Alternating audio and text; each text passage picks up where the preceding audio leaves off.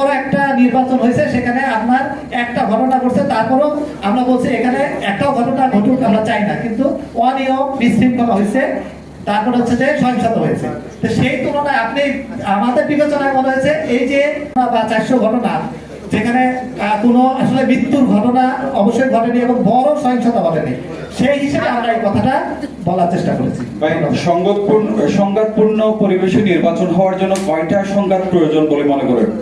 এটা স্পেসিফিক আমরা মানে এইভাবে আপনাকে অ্যান্সার দিতে পারতেছি না, কিন্তু আমরা যে ওভারঅল যে ঘটনা গত 3টা ইলেকশনে দেখেছি যে পরিমাণ সহিংসতা হয়েছে, আমরা সেই তুলনায় বলেছি যে তার তুলনায় এটা তুলনামূলক সহিংসতা কম হয়েছে, তুলনামূলক সুষ্ঠু হয়েছে এবং প্রতিযোগিতামূলক হয়েছে এবং শান্তিপূর্ণ পরিবেশ ছিল। জি, আর কারো কোনো প্রশ্ন আছে? আপনারা আমাদের রিপোর্টগুলো নিবেন, আমাদের রিপোর্টে বিস্তারিত সবকিছু আছে। এবং আমরা আরেকটা বিষয় আপনাদের একটু বলতে চাই, আমি সেজন্য বলছিলাম আপনার 2-4 মিনিট কথা বলার দরকার আছে, যে আমরা সামগ্রিকভাবে ইলেকশনটা মোটামুটি যেভাবে হয়েছে, কিন্তু যতটা সুষ্ঠু ছিল, কিন্তু ইলেকশনের পরবর্তীতে আমরা কিন্তু ব্যাপকভাবে সহিংসতা প্রমাণ পাচ্ছি এবং সহিংসতা ঘটনা ঘটতেছে।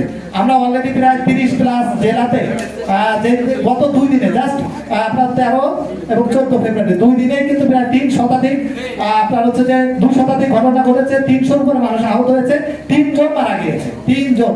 ইলেকশনের দিনে কিন্তু কেউ মারা যায়নি, কিন্তু ইলেকশনের পরে আমরা মাত্র 2 দিনে কিন্তু 3 জন মানে হত্যাকাণ্ডের ঘটনা দেখলাম এবং হচ্ছে যে প্রায় আপনার 3 শতাধিক মানুষ কিন্তু আহত হয়েছে। এটা কিন্তু একটা আশঙ্কাজনক বিষয়।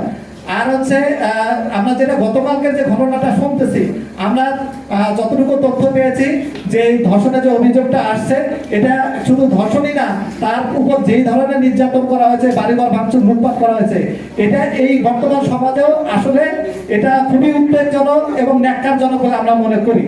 আমরা 2018 সালে একটা ঘটনা দেখেছিলাম, সেই নোয়াখালীতে সুবর্ণচরে, সেখানে ধানের শীষে ভোট দেওয়ার কারণে আমরা দেখেছি যে আওয়ামী লীগের সন্ত্রাসীরা একজন নারীকে কিভাবে গণধর্ষণ করেছিল। তো সেটারই আবার পুনরাবৃত্তি এটা হলো কিনা আমরা আরো বেশি তথ্য নিচ্ছি, তবে এখন পর্যন্ত যতটা তথ্য পাওয়া গেছে অভিযোগের অনেক সত্যতা আপাতত আমাদের কাছে এখনো মনে হচ্ছে। আরো আমরা তথ্য ইনভেস্টিগেশনের জন্য আমাদের লোক পাঠিয়েছি। তো এই বিষয়টা কিন্তু আমাদের জন্য আশঙ্কাজনক মনে হচ্ছে এবং আমরা যে সংস্কৃতি, রাজনৈতিক সংস্কৃতির যে পরিবর্তন আমরা সবাই প্রত্যাশা করেছিলাম যে 2024 সালের